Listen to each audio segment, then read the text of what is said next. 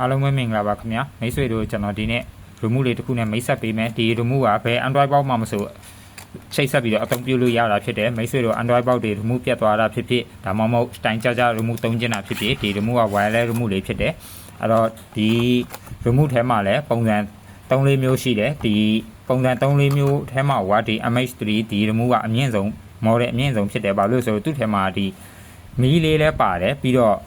အတန်စနစ်နဲ့လည်းခိုင်းလို့ရတယ် voice control ပါတာပေါ့လေ YouTube မှာအဲ့တော့ဒီ remove ကဘာမှမခတ်ဘူး TV smart TV တွေ Android TV တွေမှာလည်းသုံးလို့ရတယ်မိတ်ဆွေတို့အဲ့တော့ဒီ remove ကဘာမှမခတ်ဘူးမိတ်ဆွေတို့အိမ်ရောက်တာနဲ့ဒီ stick လေးကိုအသုံးပြုမဲ့ဆက်ရဲ့ USB ဘောက်မှာထိုးလိုက်ထိုးပြီးတာနဲ့ဒီမှာအနောက်မှာတခဲလေးထည့်လို့ရတယ်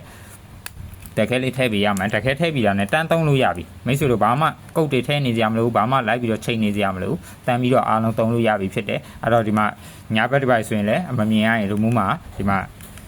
မီးလေးလည်းထုံးလို့ရတယ်အဲ့တော့မီးလေးနဲ့နှိပ်လို့ရတာပေါ့လေ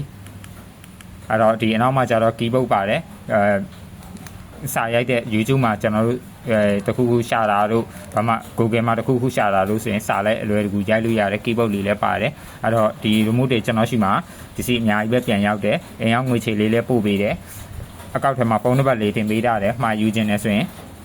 Viber ကနေကျေးဇူးပြုပြီး order လေးတင်ပေးပါခင်ဗျာအားလုံးကျေးဇူးပါ